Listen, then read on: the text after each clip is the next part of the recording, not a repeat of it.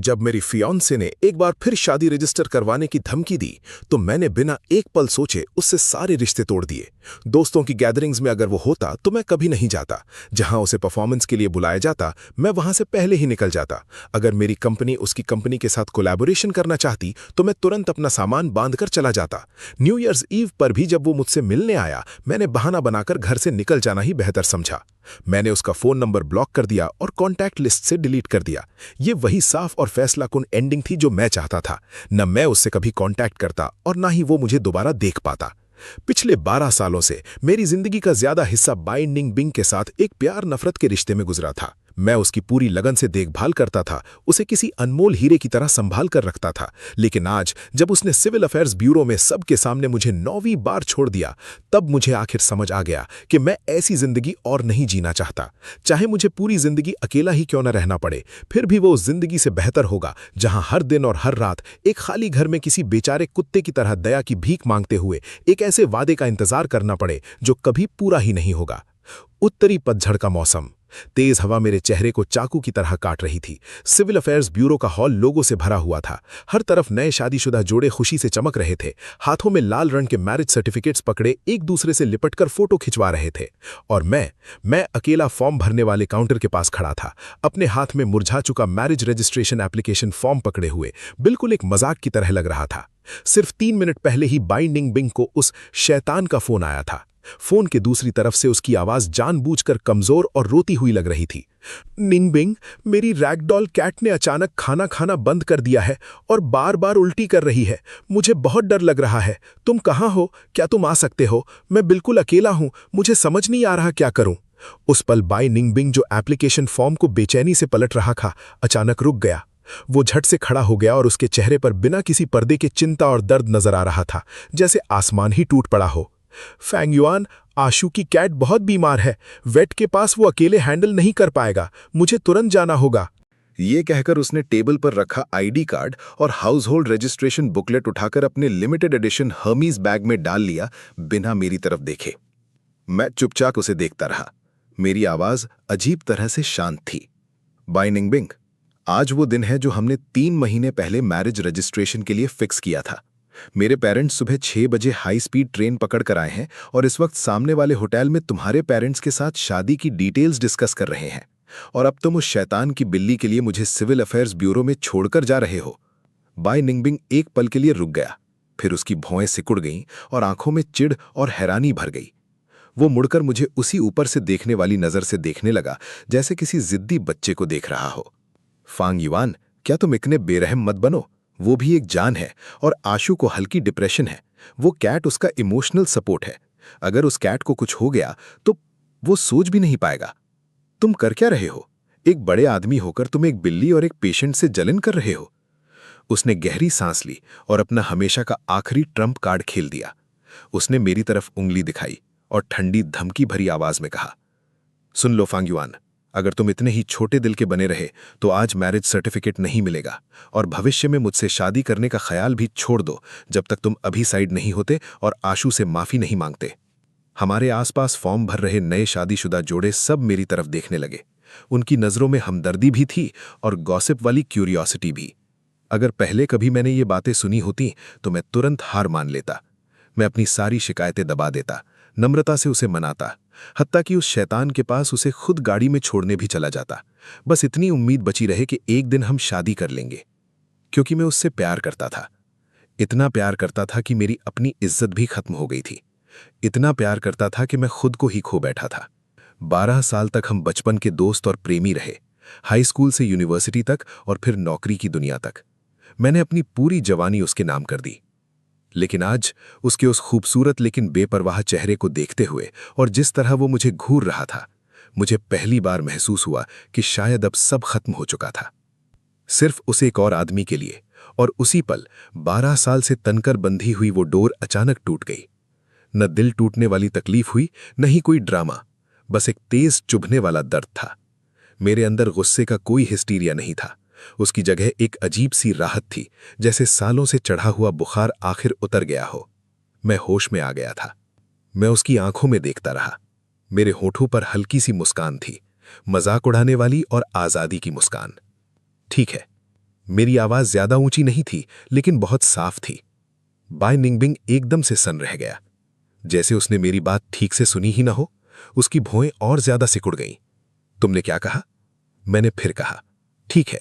मैं उसके सामने रखे मैरिज रजिस्ट्रेशन फॉर्म की तरफ बढ़ा, जिस पर उसने अभी तक साइन नहीं किया था, और उसकी आंखों के सामने उस फॉर्म को टुकड़े टुकड़े कर दिया। ना सर्टिफिकेट बनेगा, ना शादी होगी।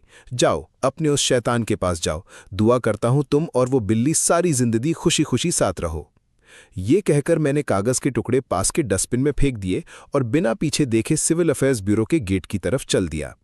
मेरे पीछे से बाई निंगबिंग की गुस्से से भरी चीख सुनाई दी। फांग युआन, बहुत हिम्मत आ गई है तुम में, है ना? सोचते हो ये नाटक करके मुझे झुकने पर मजबूर कर दोगे? अगर आज तुम इस दरवाजे से बाहर निकल गए तो याद रखना, चाहे बाद में घुटनों पर गिरकर भीख मांगो, मैं तुम्हें कभी माफ नहीं करूंगा। मैं ना मुड़ा, ना ही एक पल के लिए रुका। नाटक करके भाव खाना? उसने खुद को बहुत ज्यादा समझ लिया था और मुझे बहुत कम। जिस पल मैं सिविल अफेयर्स ब्यूरो से बाहर निकला, मैंने ठंडी पतझड़ की हवा में गहरी सांस ली। हवा इतनी ताज़ा मुझे पहले कभी नहीं लगी थी। मैंने अपना फ़ोन निकाला और बिना झिझक बाई निंगबिंग का नंबर और उसके सारे सोशल मीडिया अकाउंट्स ब्लॉक कर दिए। अगर ब्रेकअप करना था तो पूरी तरह करना था, कोई रास्ता खुला नहीं छोड़ना था। उसके बाद मैंने तुरंत पापा का नंबर मिलाया। Hello Xiao Yuan, marriage certificate मिल गया? समधी जी लोग तो बेचैन हो रहे हैं, खाना भी ठंडा होने वाला है। पापा की खुशमिजाज आवाज़ फ़ोन से सुनाई दी। मेरी नाक में हल्की सी जलन हुई, लेकिन मेरी आवाज़ शांत रही। पापा, माफ़ कीजिए, आप दोनों इतनी दूर से बेकार में आए। शादी कैंसिल हो गई है, सर्टिफिकेट नहीं बना, मैंने बाई निंगबिंग से ब्रेकअप कर लिया है। फ़ोन की दूसरी तरफ कुछ पलों के लिए खामोशी छा गई। कुछ सेकंड्स बाद पापा ने संभल कर पूछा, क्या बिंगबिंग ने फिर कोई जिद कर दी? तुम दोनों का झगड़ा हुआ है क्या? बेटा, इतना इम्पल्सिव मत बनो। पापा, झगड़ा नहीं हुआ, ये सोच समझ कर लिया गया फैसला है। उसे मेरी परवाह नहीं है। अगर ये शादी हुई तो सिर्फ एक ट्रेजेडी बनेगी। मैं अभी आप लोगों को लेने आ रहा हूँ। फ़ोन रखने के बाद मैं सीधा होटल चला गया। जब मैंने प्राइवेट रूम का दरवाज़ा खोला, बाई के पेरेंट्स अभी भी हंसते बोलते बैठे थे।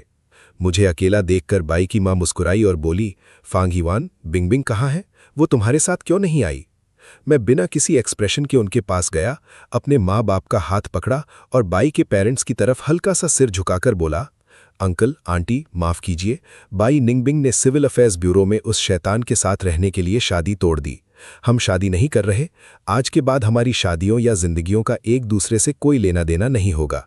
इस खाने का बिल मैं पहले ही दे चुका हूँ, आप आराम से खा लीजिए। बाई के पेरेंट्स के हैरान और शौक से भरे चेहरों के बीच मैं बिना पीछे देखे अपने माँ बाप को लेकर होटल से बाहर निकल गया। उसी दोपहर माँ बाप को स्टेशन छोड़ने के बाद मैं वापस उस अपार्टमेंट में आया जहां मैं और बाई निंगबिंग पिछले 3 साल से साथ रह रहे थे। सिटी सेंटर में एक 3 बेडरूम का घर। उस घर को खरीदने के लिए मैंने अपनी पूरी जिंदगी की जमा पूंजी लगा दी थी और भारी मॉर्गेज भी लिया था। घर का हर फर्नीचर, हत्ता कि पानी पीने का ग्लास तक मैंने उसकी पसंद के हिसाब से चुना था। अब सब कुछ मुझे घिन दिलाने लगा था। मैंने कई क्लीनिंग लेडीज को बुलाया।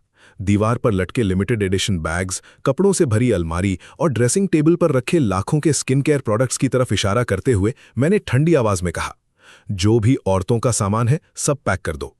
एक क्लीनिंग लेडी हिचकिचाई, लग्जरी आइटम्स को देखकर बोली, सर, ये सब तो बहुत महंगी चीजें लग रही हैं, कुछ की तो काफी कीमत होगी। मैंने सिगरेट जलाई, खिड़की के पास टेक लगाकर खड़ा हो गया और ठंडे लहजे में कहा, कबाड़ समझकर उठा लो, हमें अब इनमें से कुछ भी नहीं चाहिए। मैं खिड़की के पास सिगरेट पीते हुए खड़ा था और देख रहा था कैसे वो सफाई कर्मचारी बड़े ही माहिर तरीके से बाई निंगबिंग का सारा सामान काले बोरी जैसे बैग्स में भर रहे थे। कुल मिलाकर 1 दर्जन से भी ज्यादा बड़े बड़े बोरी भर गए। मैंने एक लोकल फ्रेट वैन बुलाई, ड्राइवर को 1000 युआन दिए और एक एड्रेस दे दिया, बीस्ट के अपार्टमेंट का एड्रेस। ड्राइवर ने हैरानी से पूछा, सर, इतना सारा कचरा बस वहां जाकर फेंक देना है? मैंने ठंडे लहजे में जवाब दिया, हाँ, बस उस एड्रेस के सामने सब उतार देना। अगर कोई पूछे तो कह देना कि ये मिस बाई का long term live in partner है। वैसे भी जब उन्हें वहां जाना इतना पसंद था तो मैंने सोचा हमेशा के लिए वहीं रहना उनके लिए और भी बेहतर होगा। ये सब करने के बाद मैंने आधे खाली घर की तरफ देखा। मुझे जरा भी अफसोस या लगाव महसूस नहीं हुआ। मैंने तुरंत रियल एस्टेट एजेंट का नंबर मिलाया। सिटी सेंटर के जिंगशियू हुआतिंग अपार्टमेंट को बेचना है। जी sir, fully furnished, market price से 2 मिलियन युआन कम में। क्या? बस एक कंडीशन है, फुल पेमेंट और जितनी जल्दी हो सके। प्राइस सुनते ही एजेंट की आवाज एक्साइटमेंट से कांप उठी। वो बार बार यकीन दिलाने लगा कि कल्पक बायर ढूंढ लेगा। रात के 8 बजे अचानक मेरा फोन लगातार वाइब्रेट करने लगा। मैंने बाई निंगबिंग को पहले ही ब्लॉक कर दिया था, इसलिए साफ था कि वो किसी और के फोन से कांटेक्ट करने की कोशिश कर रहा है। मैंने सारे अननोन नंबर्स रिजेक्ट कर दिए और आखिर में सेटिंग ही ऐसी कर दी कि अननोन कॉल्स ऑटोमेटिकली रिजेक्ट हो जाए। थोड़ी देर बाद मेरा बचपन का दोस्त और सबसे करीबी भाई वॉन्ग टेंग का फोन आया। फांग युआन, ये सब क्या कर दिया तूने? बाई निंगबिंग तो पागल हो रहा है, कह रहा है तुमने उसका सारा सामान उसके बीस्ट के घर के सामने फेंक दिया। सिक्योरिटी गार्ड्स और नेबर्स के सामने उसकी इज्जत मिट्टी में मिल गई। अब पूरे सर्कल में इसी बात की चर्चा है। मैं हल्का सा मुस्कुरा दिया। वॉन्ग टेंग ने फिर कहा, भाई आखिर तूने अपने लिए खड़ा होना सीख ही लिया। मैंने शांत आवाज में जवाब दिया, टेंगजी, आज से बाई निंगबिंग और मेरा सब कुछ खत्म है। जहां वो होगा मुझे मत बुलाना। फोन की दूसरी तरफ कुछ पल खामोशी रही। फिर वैंग टेंग जोर से गाली देते हुए बोला, ये काम तो बहुत पहले कर देना चाहिए था। वो औरत वैम्पायर है, तेरे जज्बातों का फायदा उठाती है और तुझे कुत्ते की तरह ट्रीट करती है। तू देख, मैं अभी उसे ग्रुप चैट से निकालता हूं। वैंग टेंग जो बोलता था करता था। 1 मिनट के अंदर ही वीचैट ग्रुप में नोटिफिकेशन आ गया, Bai Ningbing has been remove from the group by the group owner. उसी वक्त मेरे फोन पर एक टेक्स्ट मैसेज आया। नंबर सेव नहीं था, लेकिन मैं तुरंत पहचान गया, ये उस बीस्ट का नंबर था। पहले भी इसी नंबर से मुझे चिढ़ाने वाले मैसेजेस भेज चुका था। मैसेज था, फांग जी, आप ये क्या कर रहे हैं? निंगबिंग और मैं सच में सिर्फ अच्छे दोस्त हैं। आज मेरी कैट को डायरिया हो गया था। निंगबिंग बस दयालु है, इसलिए मुझे देखने आ गया।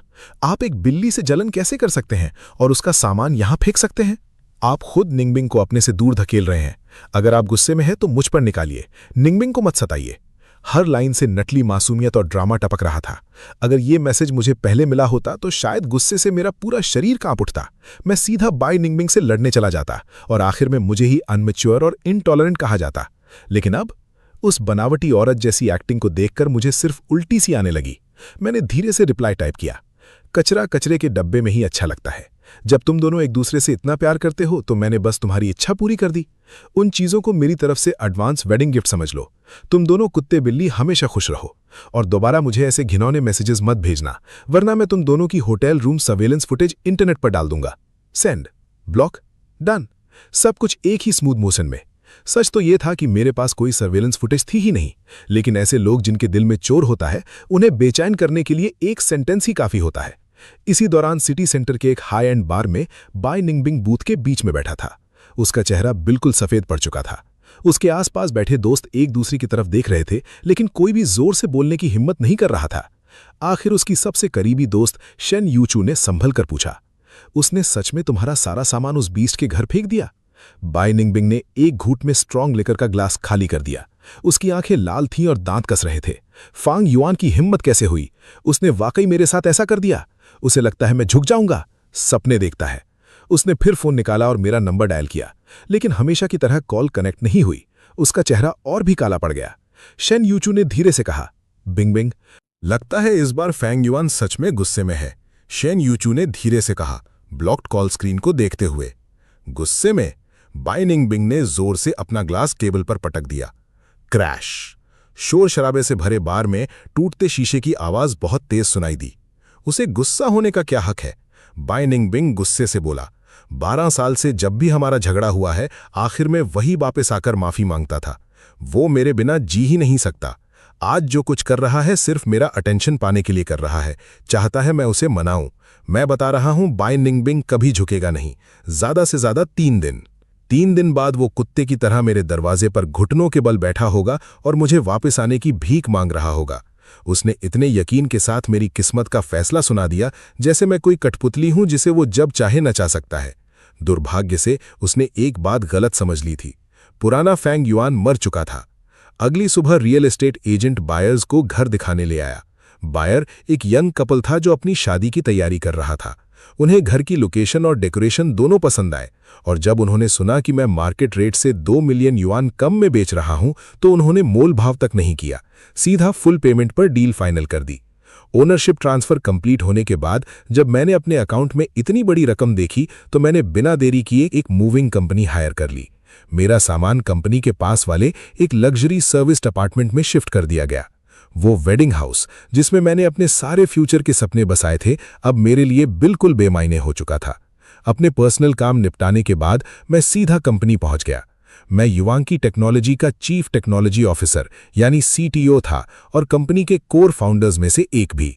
इंडस्ट्री में युवांकी टेक्नोलॉजी की बहुत बड़ी रेपुटेशन थी और इत्तेफाक से बाय निंगबिंग की कंपनी इस साल हमारी सबसे बड़ी पार्टनर कंपनी थी। 3 दिन पहले बाय निंगबिंग की कंपनी एक सीरियस सिस्टम वल्नरेबिलिटी क्राइसिस में फंस गई थी। सब लोग बच रहे थे, लेकिन मैंने ही वो मुश्किल और शुक्रिया ना मिलने वाला काम अपने सर लिया था। आज वही दिन था जब बाय निंगबिंग कॉन्ट्रैक्ट साइन करने आने वाला था और मैं उसे पर्सनली कोर फिक्स कोड देने वाला था। मैं चेयरमैन के ऑफिस का दरवाजा खोलकर अंदर गया और सीधे उनके डेस्क पर 2 डॉक्यूमेंट्स रख दिए, रेजिग्नेशन लेटर और इक्विटी ट्रांसफर एग्रीमेंट। चेयरमैन ली ने मुझे शौक से देखा। फैंग युआन, तुम पागल हो गए हो क्या? युवांकी IPO की तैयारी कर रही है और तुम इस वक्त रिजाइन कर रहे हो? मैंने शांत नजरों से उनकी तरफ देखा। ब्रदर ली, माफ कीजिए, ये पर्सनल मैटर है। मेरा और बाय निंगबिंग का ब्रेकअप हो चुका है। ओल्ड ली बहुत समझदार आदमी था। वो तुरंत समझ गया मैं क्या कहना चाहता हूं। इस वक्त युवांकी और बाय फैमिली का कोऑपरेशन एक क्रिटिकल स्टेज पर था। अगर मैं कंपनी में रहता तो मुझे रोज बाय निंगबिंग के कांटेक्ट में आना पड़ता और शायद वो इसी बात का फायदा उठाकर मुझे मैनिपुलेट करता। क्या तुम कंपनी में नहीं रह सकते? मैं उस प्रोजेक्ट से उसे हटा देता हूं। ओल्ड ली ने मुझे रोकने की कोशिश की, लेकिन मैंने सर हिला दिया। मेरी आवाज मजबूत थी। ब्रदर ली, जहां वो होता है मुझे लगता है हवा तक गंदी हो जाती है। मैं अपने शेयर्स आपको मार्केट वैल्यू के 80% पर ट्रांसफर कर दूंगा। कंपनी को जो नुकसान होगा उसकी भरपाई समझ लीजिए। ओल्ड ली ने मेरी आंखों में देखा। उसने समझ लिया कि मेरा फैसला बदलने वाला नहीं है। आखिर में उसने गहरी सांस लेकर डॉक्यूमेंट्स पर साइन कर दिए। सुबह 10 बजे बाय निंगबिंग एक बड़े तामझाम के साथ युआनची टेक्नोलॉजी पहुंच गया। उसके साथ वो बीस्ट और असिस्टेंट्स की पूरी टीम थी। लॉबी में उसने कस्टम मेड बिजनेस सूट पहना हुआ था। 10 सेंटीमीटर हील्स, पूरी बॉडी लैंग्वेज से पावर और एरोगेंस टपक रहा था। उसके चेहरे पर जीत वाली मुस्कान थी। आज वो यहां मुझे सबके सामने नीचा दिखाने आया था। मुझे मजबूर करना चाहता था कि मैं सर झुकाकर माफी मांगू। उसके दिमाग में बस एक ही ख्याल था, फांग युआन को नीचे बुलाओ। वो फ्रंट डेस्क तक गया और घमंड भरी आवाज में बोला, फांग युआन को बोलो 10 मिनट के अंदर नीचे आए और कोड मुझे पर्सनली दे। अगर वो नहीं आया तो बाय ग्रुप और युआनची टेक्नोलॉजी के बीच सारा कोऑपरेशन इसी वक्त खत्म समझो। रिसेप्शनिस्ट थोड़ी घबरा गई। वो हिचकिचाते हुए बोली, मिस बाई, मिस्टर फांग। क्या हुआ? बाय निंगबिंग ने ठंडी हंसी छोड़ी। क्या मुझसे मिलने से डर रहा है या फिर से बचकाना टेंट्रम कर रहा है? उसने हाथ बांधकर कहा, उससे कह दो मैं उसके हार्ड टू गेट वाले गेम से बोर हो चुका हूं। अगर उसे अपनी जॉब बचानी है तो अभी इसी वक्त नीचे आए और मुझे और आशु को माफी मांगे। उसके बगल में खड़ा आशु तुरंत मासूमियत का नाटक करने लगा। उसने हल्की सी बाय निंगबिंग की स्लीव पकड़ी और धीरे से बोला, निंगबिंग ऐसा मत करो। आशु ने नकली मासूमियत के साथ बाय निंगबिंग का हाथ पकड़कर कहा, फांगे बस इसलिए जेलस हैं क्योंकि वो तुम्हारी बहुत परवाह करता है। जब तक वो कोड हैंडओवर कर देगा, मैं कल वाली बात के लिए उसे माफ कर दूंगा। उसकी बात खत्म ही हुई थी कि एलिवेटर से लावली और कंपनी के कई सीनियर एग्जीक्यूटिव्स बाहर निकले। लावली का चेहरा बिल्कुल ठंडा था। मिस बाई, क्या जबरदस्त तमाशा लगा रखा है आपने। हमारी कंपनी की लॉबी को बाजार समझ रखा है क्या? उसने बिना किसी शिष्टाचार के उनकी एक्टिंग को बीच में ही रोक दिया। बाय निंगबिंग ने लावली को देखा तो उसका लहजा थोड़ा नर्म हुआ, लेकिन घमंड अब भी बरकरार था। चेयरमैन ली, मैं यहां हंगामा करने नहीं आया हूं। मैं बस फांग युआन को काम हैंडओवर करने आया हूं। कृपया उसे नीचे भेजिए। मुझे पता है वो मुझसे बचने के लिए ऊपर छुपा हुआ है। लावली अचानक हंस पड़ा। उसकी हंसी में भरपूर व्यंग्य था। तुमसे बच रहा है? मिस बाई, तुम खुद को कुछ ज्यादा ही इंपॉर्टेंट समझती हो। उसने ठंडी नजर से बाय निंगबिंग को देखा और कहा, फांग युआन ने आज सुबह ऑफिशियली रिजाइन कर दिया है। उसने अपने सारे शेयर्स बेच दिए हैं। अब उसका युआन की टेक्नोलॉजी से कोई लेना देना नहीं है। क्या? बाय निंगबिंग का घमंड उसी पल जम गया। उसकी आंखें फट गईं। इम्पॉसिबल! युआन की तो उसने शुरू से बनाई थी। कंपनी IPO के बिल्कुल करीब है। उसके स्टॉक ऑप्शंस तो बस हाथ लगने ही वाले थे। वो रिजाइन कैसे कर सकता है? वो बस मुझे धमका रहा है। लावली को उससे बहस करने की बिल्कुल इच्छा नहीं थी। उसने सीधा रेजिग्नेशन लेटर फ्रंट डेस्क पर पटक दिया। सब कुछ काले सफेद में लिखा हुआ है, खुद देख लो। और हां, जब फांग युआन चला गया है तो सिस्टम रिपेयर प्रोजेक्ट भी कैंसिल हो गया। उसकी टेक्नोलॉजी के बिना युआन की तुम्हारी बाय फैमिली का बिजनेस नहीं ले सकती। मिस बाय, अब आप जा सकती हैं। कॉन्ट्रैक्ट ब्रीच का मामला हमारा लीगल डिपार्टमेंट आपसे हैंडल करेगा। बैंग! जैसे किसी ने बाय निंगबिंग के दिमाग में बॉम्ब फोड़ दिया हो। वो रेजिग्नेशन लेटर पर लिखे फांग युआन के सिग्नेचर को घूरता रह गया। उसका शरीर बेइख्तियार हिल गया। उसने सच में रिजाइन कर दिया था, सिर्फ उससे दूर रहने के लिए, सिर्फ उसके साथ काम ना करना पड़े इसलिए वो 5 साल की मेहनत से हासिल होने वाले मिलियंस के स्टॉक ऑप्शंस तक छोड़ गया।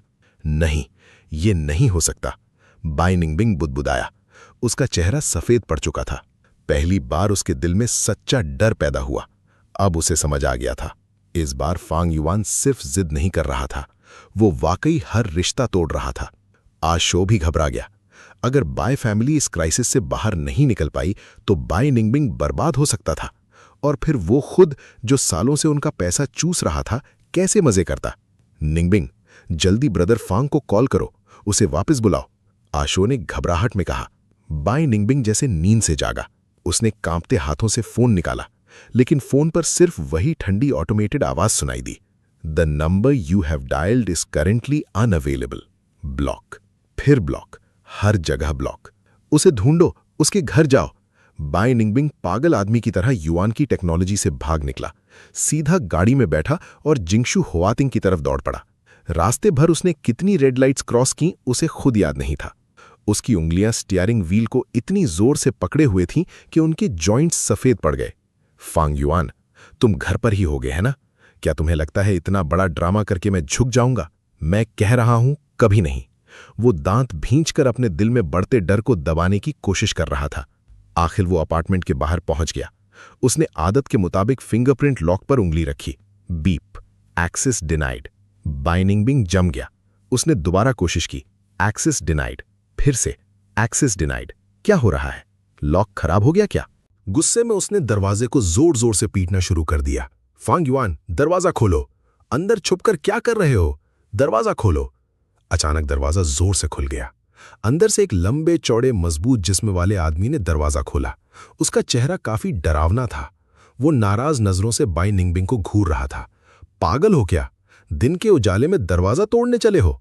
बाई निंगबिंग सन्न रह गया। उसने सामने खड़े अजनबी को देखा, फिर घर का नंबर चेक किया, फिर उस आदमी को देखा। तुम कौन हो? फांग युआन कहाँ है? ये मेरा घर है। मजबूत आदमी ने उसे ऊपर से नीचे तक देखा, जैसे कोई बहुत ही बेवकूफ बात सुन ली हो। फिर वो पलटा और एंट्रेंस से एक चमकता हुआ लाल प्रॉपर्टी ओनरशिप सर्टिफिकेट उठाकर ले आया। उसने सीधा सर्टिफिकेट बाई निंगबिंग के मुंह के सामने कर दिया। आंखें खोल कर देख, मैंने ये सेकंड हैंड अपार्टमेंट अभी अभी खरीदा है। ये घर मैंने कल फुल पेमेंट करके खरीदा था और आज ओनरशिप ट्रांसफर हो गई है। लॉक्स भी बदल दिए हैं। कौन सा फांग युआन? अब ये घर वैंग फैमिली का है। अगर दोबारा दरवाजा पीटने आए ना तो सीधा पुलिस बुलाऊंगा और तुम्हें पागल समझकर उठवा दूंगा। धाम। सिक्योरिटी डोर उसके मुंह पर जोर से बंद हो गया। उस झटके से बाई निंगबिंग के कानों में गूंज सी होने लगी। वो कॉरिडोर में बेजान सा खड़ा रह गया, बंद दरवाजे को घूरता रहा। फिर उसके पैरों से ताकत निकल गई और वो धीरे से जमीन पर गिर पड़ा। घर बिक चुका था। वही घर जहां उनकी शादी होने वाली थी, वही घर जो फांग युआन ने मैरिज एप्लीकेशन फाड़ने वाले दिन ही बेच दिया था। सिर्फ एक रात में उसने दोनों के बीच की आखिरी डोर भी काट दी। न कोई झगड़ा, न कोई ड्रामा, न कोई बची हुई उम्मीद, सिर्फ एक साफ, तेज और पूरी तरह से रिश्ता खत्म कर देने वाला फैसला। उस पल बाई निंगबिंग का सारा घमंड टूटकर बिखर गया। उसकी जगह सिर्फ डर और निराशा बच गई। उसने अपना चेहरा दोनों हाथों से ढक लिया और खाली कॉरिडोर में रोते हुए बोला, फांग युआन, क्या तुम सच में मुझे नहीं चाहते अब? इसी वक्त मैं सिटी सेंटर के सबसे लग्जरी टी हाउस में बैठा था। मेरे सामने एशिया पैसिफिक रीजन के एक टॉप मल्टीनेशनल टेक्नोलॉजी ग्रुप के प्रेसिडेंट बैठे थे। मेरे रेजिग्नेशन की खबर इंडस्ट्री में बम की तरह फैल गई थी। सिर्फ 2 घंटों के अंदर ही हेड हंटर्स मेरे नए नंबर पर लगातार कॉल्स कर रहे थे। आखिर में मैंने उस टेक्नोलॉजी ग्रुप को चूज किया, एक ऐसी कंपनी जो स्ट्रेंथ में बाय ग्रुप से कई गुना बड़ी थी और जो बाय ग्रुप की सबसे बड़ी कंपेटिटर भी थी। मुझे ग्रेटर चाइना टेक्निकल डायरेक्टर की पोजीशन ऑफर की गई। कॉन्ट्रैक्ट साइन होने के बाद प्रेसिडेंट मुस्कुराए और चाय का कप उठाया। Welcome to the company mister Fang. मैंने भी कप उठाकर हल्का सा स्माइल किया। फिर प्रेसिडेंट ने कहा, मैंने सुना है बाय एंटरप्राइजेस को सीरियस सिस्टम फेलियर का सामना करना पड़ रहा है। वो हर जगह लोगों से मदद मांग रहे हैं। मैंने चाय का घूंट लिया। मेरा चेहरा बिल्कुल एक्सप्रेशनलेस था। बिजनेस दुनिया एक बैटलफील्ड है। जिसकी टेक्नोलॉजी कमजोर हो उसका एलिमिनेट होना बस वक्त की बात होती है। जब मैं टी हाउस से निकला तो बाहर अंधेरा हो चुका था। पतली सी ऑटम रेन गिर रही थी। मैंने अम्ब्रेला खोला और बारिश में चलने लगा। आज हवा तक अलग लग रही थी, इतनी आजाद, इतनी हल्की। बाय निंगबिंग नाम की वो भारी जंजीर हटने के बाद लग रहा था जैसे मेरी जिंदगी को दोबारा पंख मिल गए हों। अगले 2 हफ्ते मेरी जिंदगी हैरान कर देने वाली शांति और सुकून से भरी रही। नई कंपनी में काम का प्रेशर बहुत था। मैंने जल्द ही अपनी टीम बना ली और नए R&D प्रोजेक्ट में पूरी तरह डूब गया। दूसरी तरफ बाय निंगबिंग पागलों की तरह मुझे ढूंढने में लगा हुआ था, जैसे कोई डूबता हुआ आदमी किसी भी तिनके को पकड़ने की कोशिश करता है। उसने मेरे आसपास के हर दोस्त को परेशान करना शुरू कर दिया। वोंग टेंग के बार में वो लगातार 3 रात तक जाकर हंगामा करता रहा। आखिर वोंग टेंग का सब्र टूट गया। उसने सिक्योरिटी बुलाकर बाय निंगबिंग को बाहर निकलवा दिया। सबके सामने उसकी तरफ उंगली दिखाकर बोला, अब इतना प्यार दिखाने का नाटक क्यों कर रहा है? जब फांग युआन तेरे पीछे कुत्ते की तरह घूमता था तब तूने उसके साथ क्या बर्ताव किया था, याद है? उस बीस्ट का एक फोन आता था और तू उसके पास भाग जाता था। एक बार फांग युआन तेज बुखार में 2 घंटे बारिश में तेरा इंतजार कर रहा था। तूने एक मैसेज का भी जवाब दिया था। अब जब वो तुझे नहीं चाहता तो तू पागल हो रहा है। बहुत देर हो चुकी है। और सुन, आज फांग युआन पहले से कहीं ज्यादा अच्छी जिंदगी जी रहा है। इस जिंदगी में तू उसे दोबारा कभी नहीं देख पाएगा। वोंग टेंग की हर बात बाय निंगबिंग के दिल में चाकू की तरह घुसती चली गई। उसे यकीन ही नहीं हो रहा था कि वो आदमी जो कभी उससे इतना प्यार करता था आज इतना बेपरवाह हो सकता है।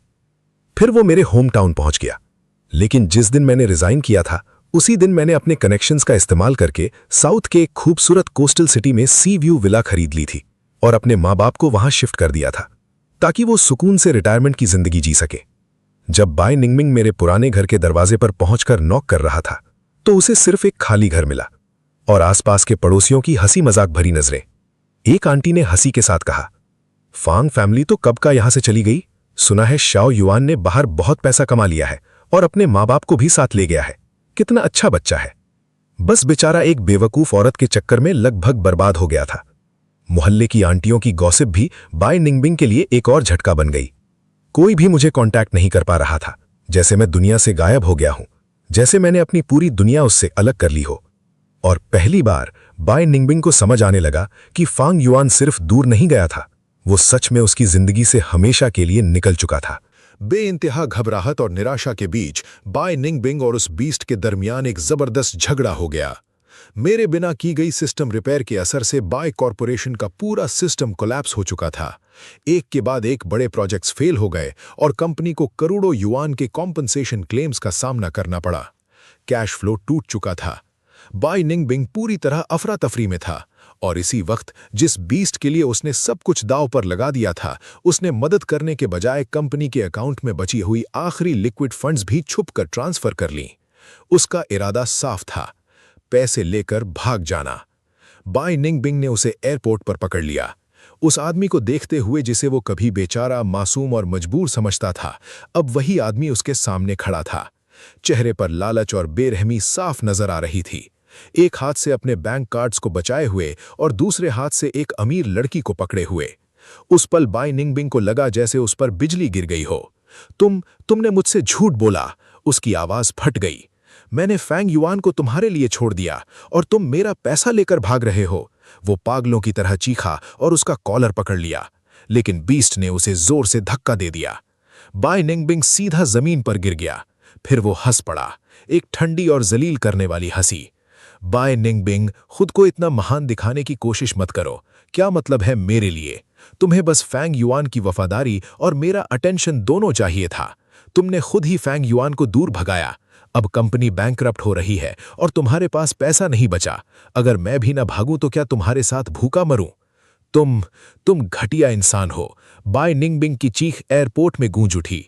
इसी बीच आसपास के लोगों ने उन्हें पहचान लिया। किसी ने पूरा सीन वीडियो में रिकॉर्ड कर लिया और कुछ ही देर में वीडियो इंटरनेट पर वायरल हो गया। जब मैंने अपने नए ऑफिस में ये ट्रेंडिंग वीडियो देखा, मुझे कुछ महसूस नहीं हुआ, बिल्कुल कुछ नहीं। अच्छे और बुरे कर्मों का हिसाब आखिर एक दिन मिलता ही है। बाय निंगबिंग ने एक ऐसे इंसान को छोड़ दिया था जो उससे सच्चा प्यार करता था और बदले में एक चालाक और स्वार्थी आदमी को चुन लिया। अब जब उसी आदमी ने उसे धोखा दिया, उसका पैसा भी गया, उसका प्यार भी गया और उसकी कंपनी भी। ये सब उसकी अपनी ही चुनी हुई राह का नतीजा था। वक्त तेज रफ्तार से बीत गया। देखते ही देखते न्यू ईयर्स ईव आ गई। शहर की सड़कें लाल लैंटर्न से सजी हुई थीं। हर घर रोशनी से जगमगा रहा था। हर तरफ खुशी और त्योहार का माहौल था। मैंने कलीग्स की डिनर पार्टी का इनविटेशन मना कर दिया। मैं अकेला अपने अपार्टमेंट में था। मैंने स्टेक ग्रिल किया, एक ग्लास रेड वाइन निकाली और सोचा कि आखिरकार इस सुकून भरी शाम का मजा लूंगा। तभी मेरा फोन बज उठा, एक अनजान लैंडलाइन नंबर। मैं कुछ पल रुका, फिर कॉल रिसीव कर ली। हेलो, क्या ये मिस्टर फांग युआन बोल रहे हैं? फोन की दूसरी तरफ एक नर्स की घबराई हुई आवाज थी। मैं सिटी फर्स्ट पीपल्स हॉस्पिटल के इमरजेंसी डिपार्टमेंट से बोल रही हूँ। एक patient Bai Ning Bing severe car accident में इंजर्ड हो गया है। बर्फीली आंधी के दौरान एक्सीडेंट हुआ था। इस वक्त उसकी इमरजेंसी सर्जरी की तैयारी चल रही है। उसके फोन में सिर्फ एक इमरजेंसी कॉन्टैक्ट सेव है। नर्स कुछ पल रुकी, फिर बोली, नाम है माई डियरेस्ट लव फांग युआन। मैं खिड़की के बाहर गिरती हुई बर्फ को देखने लगा। मेरा हाथ वाइन ग्लास पर थोड़ा सा रुक गया। माई डियरेस्ट लव, कितनी व्यंग भरी बात थी। उन 4 लफ्जों को देखकर मुझे हंसी आ गई। जब भी उस बीस्ट का फोन आता था, वो मुझे छोड़कर भाग जाता था। उस वक्त उसे याद नहीं आता था कि मैं उसका डियरेस्ट लव हूं। जब वो हमारी शादी को धमकी की तरह इस्तेमाल करता था, तब उसे याद नहीं आता था। और आज अचानक मैं उसका सबसे प्यारा इंसान बन गया। I am sorry nurse. मेरी आवाज बिल्कुल शांत थी, जैसे किसी शांत तालाब का पानी। मैं बाई निंग बिंग नाम के किसी व्यक्ति को नहीं जानता। नर्स घबरा गई, लेकिन पेशेंट बेहोशी में बार बार आपका नाम ले रहा था। वो लगातार कह रहा था, फांग युआन, आई एम सॉरी। उसकी आवाज में कुछ विनम्र विनती सी थी। मैं धीरे से हंस पड़ा, लेकिन उस हंसी में कोई गर्मी नहीं थी। अच्छा, तो फिर उससे कह दीजिए मैं उसकी माफी कबूल नहीं करता। और वैसे भी ना मेरा उससे कोई कानूनी रिश्ता है, न खून का। मुझे किसी सर्जरी पेपर पर साइन करने का कोई अधिकार नहीं है।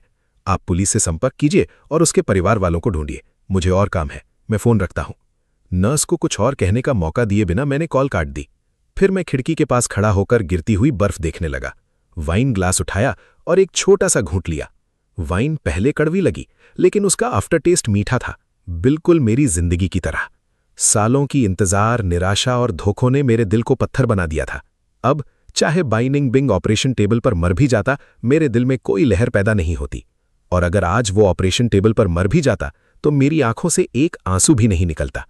आधे घंटे बाद मेरा फोन फिर बजा। इस बार कॉल बाई निंग बिंग के पिताजी का था। लगता था पुलिस के जरिए हॉस्पिटल उन तक पहुंच गया है। फोन उठाते ही उनकी आवाज सुनाई दी। ऐसा लग रहा था जैसे वो एक ही रात में 10 साल बूढ़े हो गए हों। आवाज में बस विनम्रता और बेचैनी थी।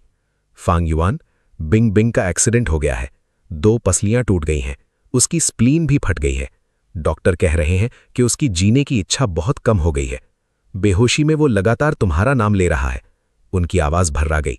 बेटा, हमारी इतने सालों की दोस्ती का ख्याल करके एक बार उसे देखने आ जाओ। अगर तुम आ जाओगे तो मैं तुम्हारे सामने घुटनों पर बैठ जाऊंगा। मैंने आंखें बंद कर ली, गहरी सांस ली। मेरे दिमाग में बाई निंग बिंग का वो घमंडी चेहरा उभर आया और वो अनेक रातें जब मैं ठंडी हवा में उसका इंतजार करता रहता था, अकेले, बेमकसद। मैंने धीरे से आंखें खोली। मेरी आवाज बिल्कुल साफ और मजबूत थी।